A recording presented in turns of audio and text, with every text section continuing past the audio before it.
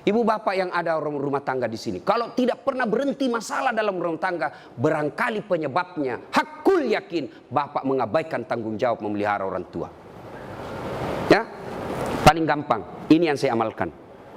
2 kali minimal telepon orang tua kalau kita tidak serumah. Baru bangun telepon, "Mak, Pak, gimana kabar? Alhamdulillah, terima kasih sudah menikahkan saya." Hari pertama. Hari-hari berikutnya, "Pak, gimana kabar? Apa sarapan pagi ini?" Doakan. "Pak, minta doakan saya. Bu, minta doakan saya." Mau tidur, telepon lagi. "Mak, gimana kabar? Ma, jangan lupa maafkan orang-orang yang salah hari ini, Mak, karena itu resep kebahagiaan dalam hidup." Coba lakukan itu dulu. Ya, jangan malah menelpon ibu kita, menelpon manajer kita abaikan. "Mak, tunggu dulu ya, menelpon manajer saya." Itu sumber masalah hidup.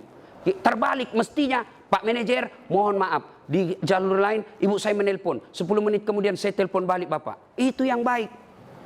Jangan malah, "Mohon maaf Pak, ada Bapak manajer saya telepon, saya tutup dulu Pak ya." Melukai perasaan orang tua. Ya,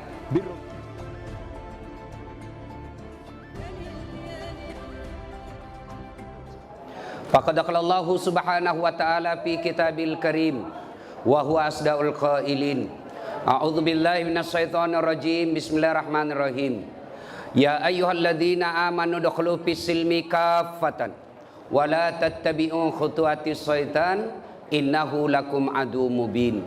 Wahai orang-orang yang beriman, masuklah engkau ke dalam Islam secara sempurna dan janganlah engkau ikuti langkah-langkah setan, karena sesungguhnya setan itu musuh yang nyata bagi kalian. Dan saat kita ceramah seperti ini, jangan pikir tidak ada setan di tengah-tengah kita.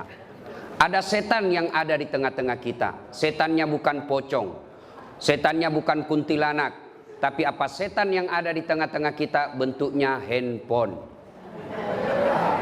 Orang sudah ceramah masih sibuk dia menggesek. Itu setan itu ya. Simpan dulu HP-nya, sebentar kita selfie-selfie. Sebentar ya, kita dengar dulu nasihat. Insya Allah ini manfaat.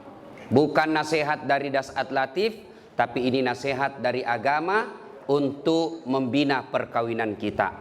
Ibu bapak, saudara-saudara sekalian, teristimewa yang saya hormati pengantin baru Adinda Andi Windy Maulia dan Adinda Muhammad Gali Clay.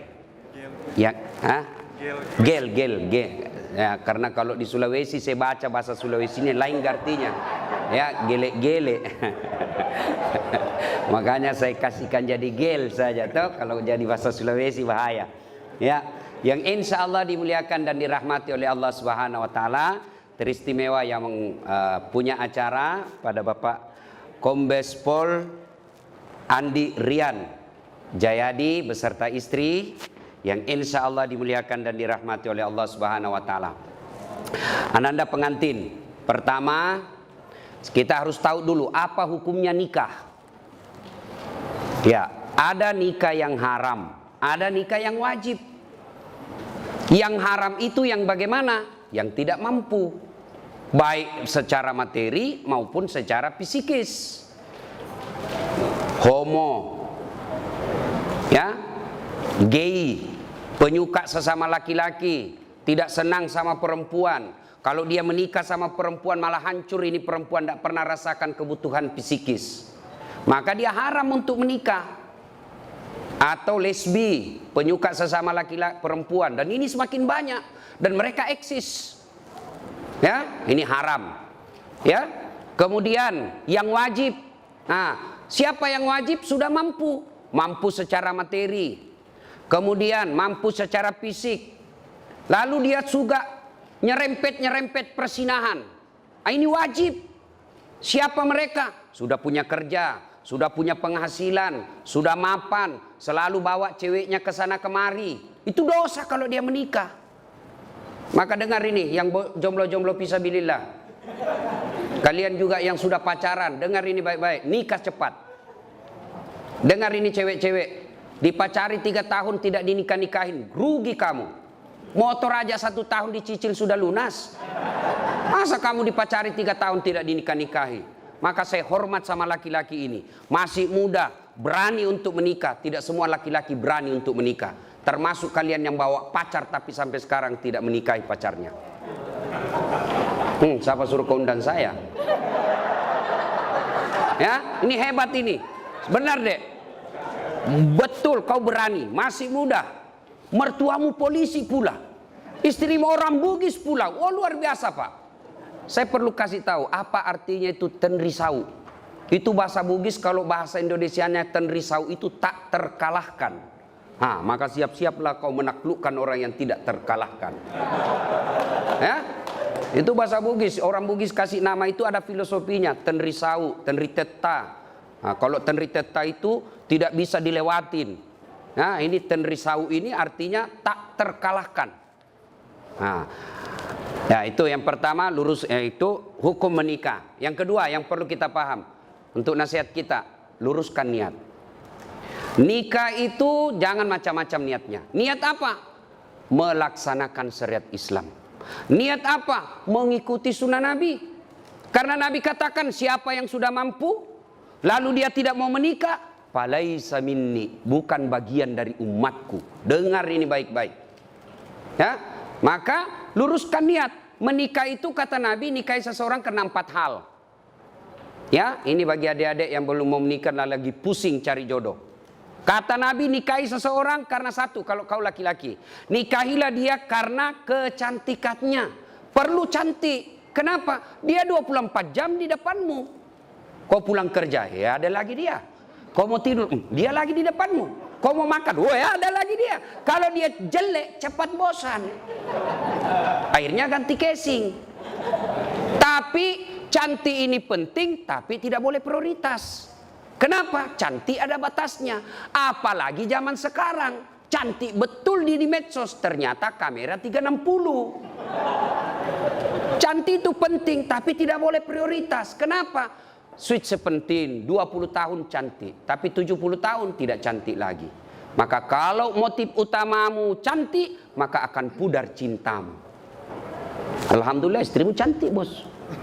Alhamdulillah. Ya, 2. Kata Nabi, nikahilah dia karena kekayaannya.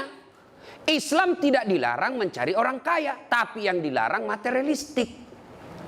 Apa itu materialistik? Menghalalkan segala cara untuk mendapatkannya.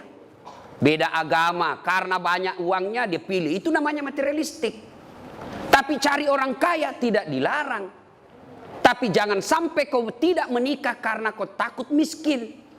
Tidak ada orang setelah menikah semakin miskin. Kenapa? Logika Qur'annya, satu manusia ada rezekinya. Satu manusia ada rezekinya. 1 tambah 1 pasti 2.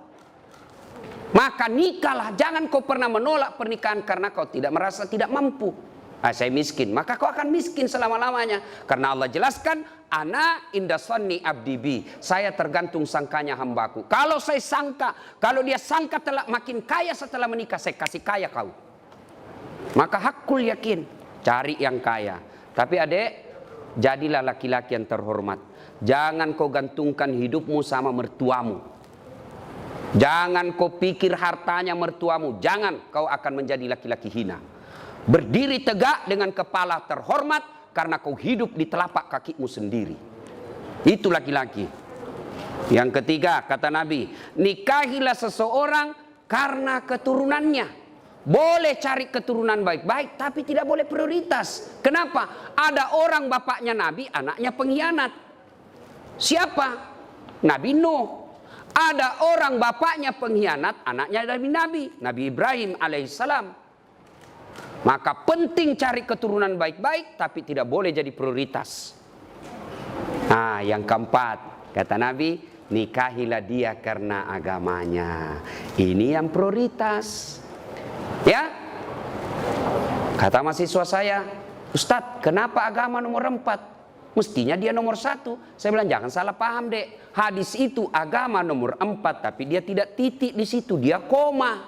Lalu ada stressingnya. Utamakan agamanya, karena dengan agama kau akan mendapat 4-4-nya. Ada orang cantik, akhlaknya kesurupan. Ada kaya, tapi otaknya beleng-beleng. Ada lagi cerdas, tapi mukanya hancur. Tapi untuk mendapat perempuan yang konflik, komplit. Paripurna, dia cantik, dia anak keturunan baik-baik, kaya, bagus agamanya, 10-100 cewek, belum tentu ada satu. Kalau ada, tunjukkan saya juga masih mau. Ya kan? Maka utamakan agama. Karena agama, mukanya yang tidak cantik akan baik dengan akhlaknya yang mulia. Kekayaannya terbatas, tapi kaya akhlaknya, maka orang dia puji. Orang memujinya. Maka utamakan agamanya, tapi karena dengan agama kau akan mendapat semua-semuanya. Luruskan niat. Yang ketiga yang ingin saya sampaikan. Setelah ijab kabul ini, Dek, percayalah tidak ada keluarga yang tidak ada masalahnya. Ini semua ini. Muka-muka penuh masalah rumah tangga ini semua. Ya kan? Iya, percaya. Tidak mungkin ada rumah tangga yang tidak ada masalahnya. Rumah ustadz, banyak juga masalahnya. Apa masalahnya? Mau kawin lagi takut sama istrinya. Semua orang punya masalah.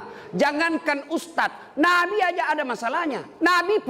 Nabi, manusia pilihan, tidak ada dosanya. Doanya pasti diijabah Allah. Apa tidak ada masalahnya? Pernah beliau 3 hari 3 malam tidak makan sampai cucu beliau Hasan Husain pucat.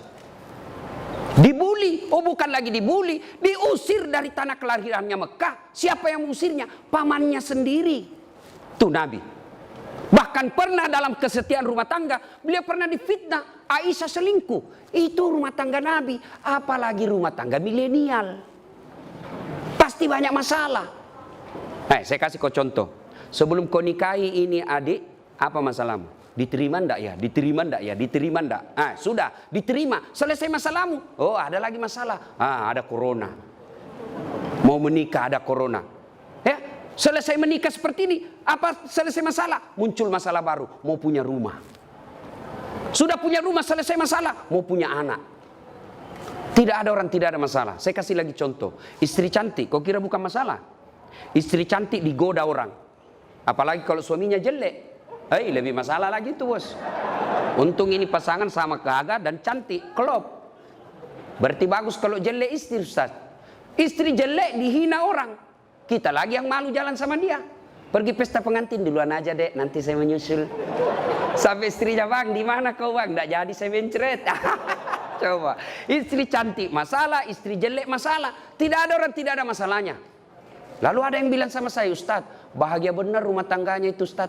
Kenapa aku bilang bahagia? Tahu Facebooknya, foto-fotonya di Instagram, di WhatsApp bahagia, peluk-pelukan. Saya bilang, beleng-beleng itu kalau foto baku tangkar dia pergi share di Facebooknya.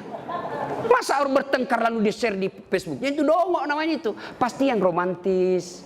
Saya itu bisa membaca psikologinya orang yang bisa baru bertengkar. Selama ini tidak pernah ada foto istrinya di medsosnya. Tiba-tiba tampil dengan mesra. Biasanya habis selesai selingkuh itu suaminya. Maka dia pasang lagi seperti itu. Hati-hati. Saya juga diprotes sama keluarga. Kenapa itu kau saya lihat tidak pernah itu wallpapermu istrimu. Tidak pernah saya lihat kau bawa foto istrimu di dompet. Saya bilang untuk apa? Nah saya sudah hafal mukanya. Orang yang tidak hafal muka istrinya itu harus lihat fotonya tiap hari. Jadi ibu-ibu yang selalu dipajang fotonya di medsos jangan terlalu percaya diri. Bisa jadi suami sudah mulai lupa muka istri. Ya, percaya Dek, tidak ada keluarga yang tidak ada masalah. Nah sekarang apa sumber masalah keluarga? Ini dulu dideteksi. 1, sakwa sangka. Apa itu sakwa sangka? Sangka buruk. Telepon suami, kok tidak dijawab? Mulai gelisah. Sangka baik. Telepon suami tidak ada jawaban. Oh berarti suamiku lagi sholat duha di kantor. Telepon 1 jam berikutnya tidak dijawab. Oh lagi menghadap komandan. Telepon tidak dijawab. Sholat jamaah di masjid. Tiba-tiba sore WhatsApp teman kita masuk. Saya lihat suamimu bonceng cewek cantik betul. Oh berarti suamiku nge-grab. Sangka baik. Saya serius ini. Ya sangka baik. Ya begitu ada temanmu kasih ke informasi, jangan langsung sangka buruk, sangka baik. Tidak semua teman kita itu niatnya baik. Jangankan orang lain, sepupu belum tentu baik. Jangankan sepupu, saudara belum tentu baik informasi dia kasih kita. Bisa jadi dengki. Siapa contohnya? Yusuf alaihissalam. Siapa yang dorong Nabi Yusuf masuk sumur? Saudaranya. Masa si Ustaz Itu kan paman saya, saudara bapak saya. Siapa Abu Lahab? Pamannya Nabi. Masa dia mau jahat sama keluarga saya, Ustaz? Dia kan masih sepupu satu kali sama saya. Abu Sofyan itu sepupu satu kali. Jadi ketika kau terima informasi, jangan telan bulat-bulat. Itu yang orang wartawan bilang check and recheck. Bahasa agamanya tabayun. Karena belum tentu informasi yang kita terima benar. Betul dia bonceng cewek, ternyata yang dibonceng itu adalah orang yang mogok motornya dan dia perlu pertolongan baik-baik. Maka dia akhlak baik itu suami. Ketika kita sangka buruk, tidak pernah tenang. 3 tahun berkeluarga, tidak punya anak. Akhirnya di tahun keempat dia pergi periksa ke dokter, ahli kandungan. Tes. Ternyata kata Pak Dokter, Ibu dokter, Bu, Ibu sudah terlambat 2 bulan. Senang sekali ini Bu. Dia telepon suaminya, Pak, di tahun keempat ini alhamdulillah saya sudah terlambat 2 bulan. Kata suaminya, alhamdulillah. Dia sujud syukur. Tapi Bu, tolong ya, ini rahasia berdua. Jangan kau cerita-cerita. Baik Pak, ini rahasia berdua. Beberapa hari kemudian datang petugas PLN. Assalamualaikum. Waalaikumsalam. Siapa ya Pak? PLN. Kenapa Pak? Ibu terlambat 2 bulan. Kenapa bisa dia tahu ini? Pasti suamiku lagi yang cerita. Mulai buruk sangka. Datang suaminya cari nafkah. Capek, kepanasan, kena macet. Setengah mati pakai masker. Sana terancam corona di luar. Lalu baru datang, Assalamualaikum. Apa Assalamualaikum? Assalamualaikum. Pembohong memang kamu. Apalagi pembohong. Kenapa itu PLN dia tahu saya terlambat 2 bulan? Pasti kau yang cerita. Bukan demi Allah. Siapa PLN tahu? Saya tidak tahu. Kenapa PLN tahu saya terlambat 2 bulan? Dia datanglah ke PLN ini. Suaminya juga marah-marah. Ada apa kau tahu istriku terlambat 2 bulan? Ini Pak, ada catatannya. Untuk apa kau catat-catat? Hapus itu. Boleh dihapus Pak, tapi Bapak bayar dulu. Kalau saya tidak mau bayar, ya terpaksa punyanya Bapak diputus. Kalau punya aku diputus, apa dia pakai istri saya di rumah? Ya terpaksa pakai lilin. Ini akibat sangka buruk. Ya, maka sangka baik. Semakin berkeliaran sangka buruk dalam rumah tangga dan hatimu, hakul yakin kau tidak akan pernah abadi berumah tangga. Ya? 2, penyebab masalah dalam rumah tangga, bohong. Berapa banyak rumah tangga berantakan gara-gara bohong. Bohong sekali, akhirnya apa? Menutupi kebenaran 99. Maka jangan pernah bohong. Lebih baik jujur. Saya kalau ditanya sama istriku, kenapa kau bohong? Saya sayang kau jadi saya bohong. Saya tidak mau lukai perasaan. Tapi akhirnya Allah takdirkan kau tahu apa boleh buat. Maafkan saya sayangku. Kau tetap menjadi ratu dalam istana hatiku. Oh senang sudah itu. Ya, perempuan itu dipuji, disanjung. Jangan selalu dibohongi. Ya? Nah itu kalau kau mau punya rumah tangga bahagia, jujurlah. Dan berawal dari jujur itu sampaikan saja. Dan kita juga putri cewek jangan paranoid. Telepon, di mana kau? Saya di kantor. Di mana kau? Di kantor. Coba video call. Itu yang membuat kita kadang-kala cepat mati.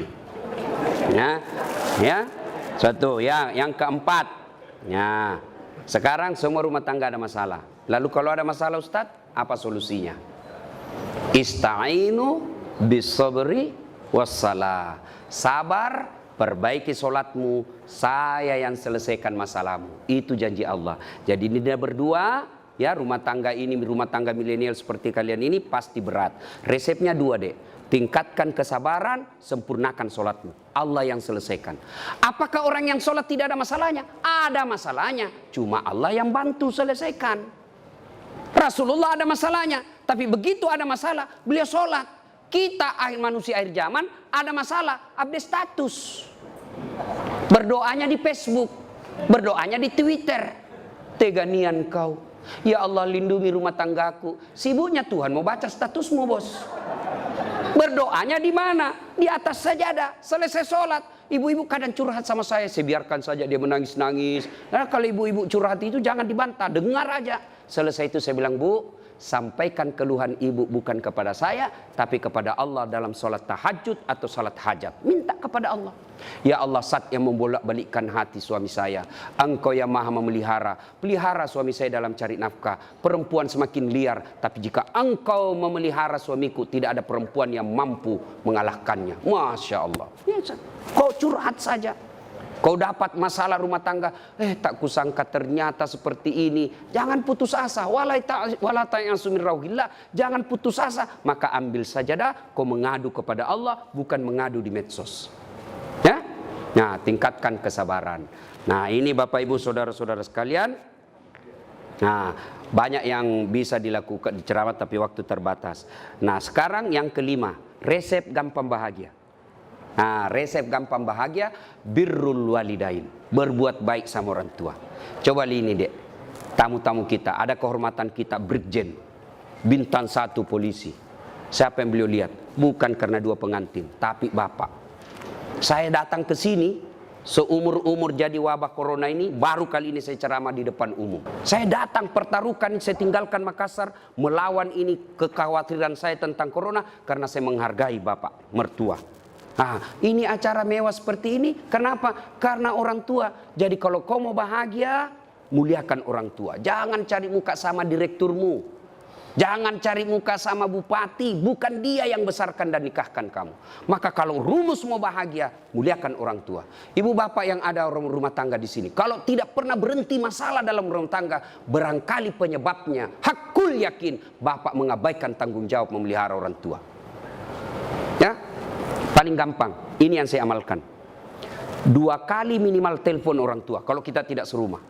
Baru bangun telepon, Mak, Pak, gimana kabar? Alhamdulillah, terima kasih sudah menikahkan saya. Hari pertama, hari-hari berikutnya, Pak, gimana kabar? Apa sarapan pagi ini? Doakan, Pak, minta doakan saya, Bu, minta doakan saya. Mau tidur, telepon lagi, Mak, gimana kabar? Jangan lupa maafkan orang-orang yang salah hari ini, Mak, karena itu resep kebahagiaan dalam hidup. Coba lakukan itu dulu. Ya, jangan malah menelpon ibu kita, menelpon manajer kita abaikan. Mak, tunggu dulu ya, menelpon manajer saya, itu sumber masalah hidup. Terbalik mestinya, Pak manajer, mohon maaf, di jalur lain ibu saya menelpon, 10 menit kemudian saya telepon balik Bapak. Itu yang baik. Jangan malah, mohon maaf Pak, ada Bapak manajer saya telepon, saya tutup dulu Pak ya, melukai perasaan orang tua. Ya. Birrul walidain. Tidak ada rumah tangga yang sengsara kalau dia memuliakan orang tuanya. Itu aja rumus. Soal rezeki dek, jangan kau cemas. Allah sudah jamin rezekimu. Jangankan kamu yang sarjana, cerdas, cicak. Tahu cicak? Apa dia makan itu cicak dek? Nyamuk. Tidak masuk akal toh? Cicak di dinding, nyamuk terbang. Gimana mau ketemu? Satu di dinding, satu terbang. Tidak ada terminalnya. Gimana mau ketemu? Tapi Allah yang jamin rezekinya. Apa kata lagu kita waktu kecil? Cicak-cicak di dinding, diam-diam merayap, datang seekor nyamuk. Nyamuk yang datang. Tidak dikatakan lagu cicak lompat ke nyamuk, patah tulang dia. Maka tidak usah cemas soal rezeki. Ya, berbuat baik saja kau kepada kedua orang tuamu, gunakan ilmumu, Allah buka pintu rezekimu. Hakul yakin, ya. Nah, ini nasihat buat pengantin. Sekarang nasihat buat kita ini yang datang. 1, biasanya kalau ada cara begini banyak yang tidak sholat. Ini untuk orang Islam. Gara-gara apa? Make up, kuning, coklat, biru, krem, abu-abu. Tidak sholat. Ya, Ustadz bagaimana? Dilarang make up. Ibu-ibu kalau make up untuk bangga suami di depan samping itu ibadah. Kalau ibu make up supaya suami bangga, itu ibadah. Tapi jangan sampai make up membuat ibu tidak sholat. Bagaimana caranya Ustaz? Ibu wudhu dulu. Sudah wudhu make up. Setelah itu tahan kentut. Karena biar sudah wudhu sedikit aja Ustaz, tidak habis, tetap batal. Ya. Apalagi yang membuat perempuan banyak tidak sholat. Apalagi nih anunya, apa namanya ini? Jilbab, yang selalu saya istilahkan jilbab sakaratil maut. 3 lapis, dikasih miring sedikit, ada kayak pohon-pohon di belakang. Ya. Saya biasa lihat itu, saya bilang, belen-belen. Dia pakailah yang sempit, baju sempit, jalan setengah mati fating dulu deh dong. Coba kalau longgar, kan gak enak jalan ya. Tiba waktu sholat, hayyalah sholat. Kata suaminya, Bu, kau pergi sholat. Saya sudah umrohkan kamu 2 kali. Ini sudah mau asar, kau belum sholat. Apa kata sini? Sadar kau Pak. Saya sadar ini, saya suruh kau sholat. Kau tidak lihat ini jilbabku, 1 jam dipakai ini. Ya? Nah itu ya. Nah, yang berikutnya, yang banyak kita langgar pada saat acara pengantin begini apa? Banyak praktik mubazir.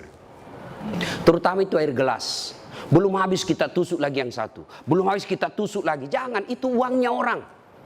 Ya, habiskan baru tambah. Makanan, saya orang kampung, saya waspada kalau acara pengantin di kota, Pak. Karena belum tentu baik. Enak di mata, belum tentu sesuai di leher. Saya pernah dapat mie, saya kira mie panjang-panjang, Pak. Saya ambillah, karena saya suka mie. Banyak-banyak, ternyata apa? Mangga. Waduh, saya mau sisa. Saya mau sisa. Saya sudah bilang jangan mubazir. Habis, Pak, menderita saya, Pak. Maka belum tentu enak di mata, belum tentu enak di leher. Ambil sedikit saja, ternyata nyaman, baru tambah. Tidak ada yang persilakan tambah, Ustadz. Saya pakai teori diri saya. Enak, saya mau tambah, tidak dipersilakan. Saya persuruh diri saya, tambah, Ustadz. Iya, mari-mari. Ya. Sudah ya. Ketiga, biasanya kalau acara pengantin begini banyak yang pulang bawa dosa. Kenapa pulang bawa dosa? Datang mencela acaranya orang. Tidak enak makanannya, kayak basi. Padahal membungkus. Dan selalu saya istilahkan ibu-ibu Columbus. Tahu ibu-ibu Columbus? Kelompok ibu-ibu pembungkus. Ya. Kemudian, ya. Sudah terakhir, karena waktu terbatas ya. Ada yang saya lupa. Nah ini dek ya, Gley, besok kamu bertengkar sama istri, jangan gampang bilang talak. Itu tidak boleh dipermainkan itu kata talak. Selama masih kau niat untuk sehidup semati dengan istrimu, marah bagaimanapun, jangan ucapkan talak. Tidak boleh dipermainkan ini. Sama tadi akad nikah. Tidak boleh saya wakili kamu, saya terima nikahnya. Jadi meskipun saya main-main. Tidak boleh dipermainkan kata talak. Jadi besok-besok kamu marah, istrimu marah, bawa saya pulang ke orang tuaku. Baiklah, saya ke rumah mertuaku. Jangan gampang bilang talak. Saya talak kamu, jatuh talak satu. Talak satu itu artinya masih boleh campur. Sama-sama malam rindu, campur halal. Tapi kau bertengkar, saya talak kamu. Keluar rumah kau banting pintumu, saya talak kamu. Jatuh talak dua. Tidak boleh campur tanpa nikah ulang. Kalau kau campur tidak nikah ulang, maka sama hukumnya kau berzina. Saya talak kamu. Keluar dari rumah dia banting pintu, saya talak kamu. Naik di motor, saya talak betul kamu. Jatuh talak tiga. Artinya harus cerai dulu, pisah, menunggu masa iddah tiga kali haid. Lalu setelah itu menikah istrinya dengan laki-laki lain. Lalu dia cerai, nunggu lagi masa iddah, baru boleh nikah kembali. Hati-hati, jadi jangan gampang bilang talak. Bagaimana kalau istri kita bilang talaka, sampai, tidak apa-apa, biar sampai di atas pantatnya. Tidak apa-apa, biar dari talak dari pagi sampai pagi lagi tidak apa-apa. Kenapa? Hak talak ada sama suami, bukan sama istri. Ya demikian, mudah-mudahan ada manfaat. Ya sebelum kita akhiri, mari kita kirimkan suratul Fatihah kepada Rasulullah Muhammad SAW. Khasiat dan keutamanya kita ikhlaskan kepada keluarga kita, anak kita, adik kita yang menikah hari ini. Mari kita kirimkan suratul Fatihah. Mudah-mudahan suratul Fatihah itu Allah berkahi rumah tangganya, dunia dan akhirat. Dan bukan cuma di dunia bahagia, juga nanti di akhirat dikumpulkan bersama keluarga besar beliau. Ila hadratin Nabi Mustafa Muhammad SAW. Al-Fatihah. Bismillahirrahmanirrahim. Rahmanirrahim. Maliki yaumiddin. Iyyaka na'budu wa iyyaka nasta'in. Shiratal ladzina an'amta 'alaihim ghairil maghdubi 'alaihim waladdallin. Amin. Terima kasih Ibu Bapak, saudara-saudara sekalian. Demikian, semoga ada manfaat. Kalau masih mau dengar ceramah lengkap soal pernikahan, banyak ceramah saya. Nasihat kewajiban istri kepada suami, atau kewajiban suami kepada istri, kewajiban orang tua kepada anak, kewajiban anak kepada orang tua, ada di YouTube. Silakan buka channel saya, Das At Latif. Jangan lupa like and share. Terima kasih, lebih dan kurangnya mohon dimaafkan. Assalamualaikum warahmatullahi wabarakatuh.